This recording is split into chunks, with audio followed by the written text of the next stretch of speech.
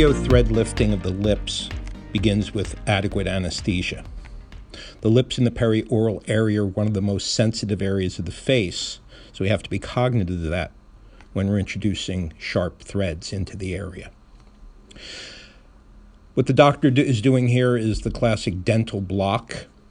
We use 1 or 2% plain lidocaine. We don't use epinephrine with the dental block because, unlike a dental procedure, we don't need 30 to 60 minutes of anesthesia. We don't need the prolongation of the anesthetic effect. The lips is a 5 to 10 minute procedure, so we just need brief anesthesia.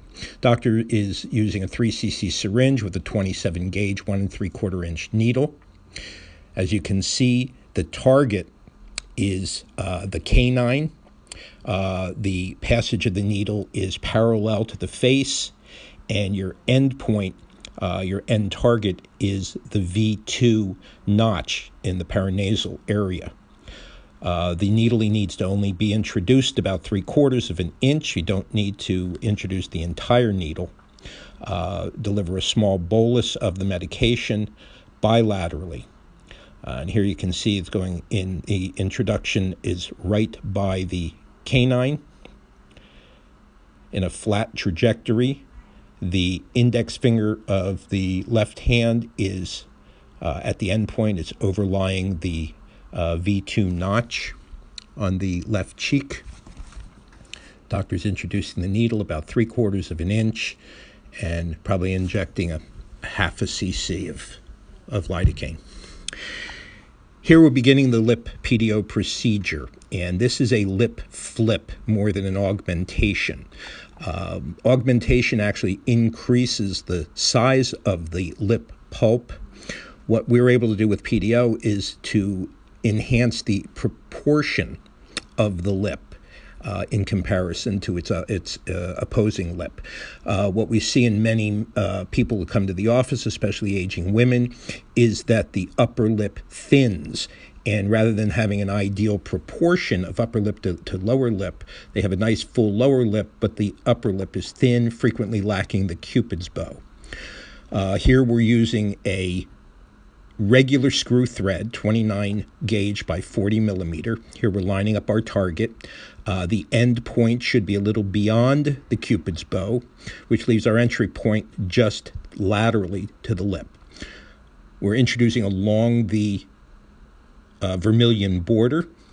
This is a flip that is going to be most active at the red-white border. Here, if you have an assistant, they can guide you. As we saw in the previous example, the practitioner was guiding the needle's passage between the two fingers, his thumb and forefinger on the left hand. The rotation of the needle, this is a smooth needle. It's not a barbed needle, so we don't need to be anchoring it, but the rotation of the needle does produce mechanical energy, which is transformed into electrochemical energy and has affected growth factors in the skin and improves the outcome. Here again, you can see we're targeting directly along the vermilion border. You can see by the patient's face, she's experiencing absolutely no pain, showing this was a well-done dental block. And when the thread is removed, you see a nice white line which will fade, but it will exaggerate the vermilion border. Screw threads come in 3 gauges. They come as regular screw, double screw, and super screw. The double screw is twice the thickness of the regular screw. The super screw is twice the thickness of the double screw. My experience has been that the super screw is a little too thick for doing lips. It's good for nasolabial folds. The lips, really, you would use either the regular screw thread, the short one is 40 millimeters, or double screw. It's not unusual to have to put 2 screws in one side and 1 in the opposite side to balance it. Again, here the doctor is guiding it with his left hand, has it along the vermilion border, and then is manually setting the thread with his fingers. The screw threads are enhanced monos, so they work by neocollagenesis. While the flip is an instantaneous effect, it will better over time. Here he's demonstrating where the end point of the needle should be. You don't just come up to the Cupid's bow.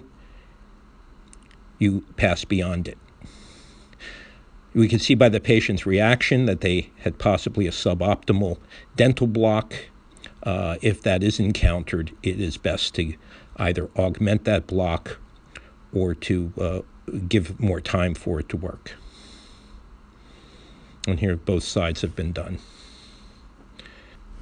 It's permissible to do the PDO thread flip on the same day as a lip augmentation. If you're going to be putting filler in the lips, it's probably best to do the lip flip first because it will change the proportion. It will give a more, optically, you will see more of the upper lip or the lower lip, whichever you are doing with the PDO thread. And then you may need less filler.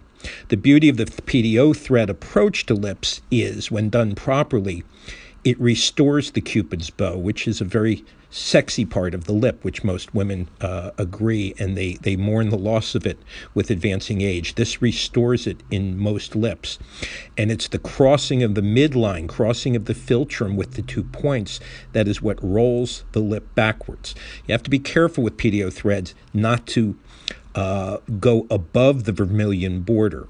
Otherwise, you run a risk of the volume of the expanded mono thread actually rolling the lip inward and defeating the purpose. Here we're doing the lower lip.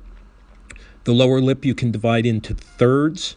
Some people only need the outer portions, the lateral portions lifted. The mid portion of their lip is adequate, as is the case here. Some people, the lower lip is inverted and you're seeing more white than red. In these individuals, we can actually put a short thread in the central portion across the middle third of the lower lip and turn that portion out. So you could have 3 threads in the lower lip, 2 laterally and then 1 in the midline. Again, with doing threads, you have to be comfortable. This doctor feels comfortable working from above and looking down. Initially, it's probably best to work in line so that you can see the thread. When you're putting the thread in, it's important to arch it, since the lip is convex and the needle is straight and will travel in a straight trajectory, which you run a risk of it piercing the inner part of the lip prematurely. At the end of the procedure, we massage the lip, make sure that it's symmetrical.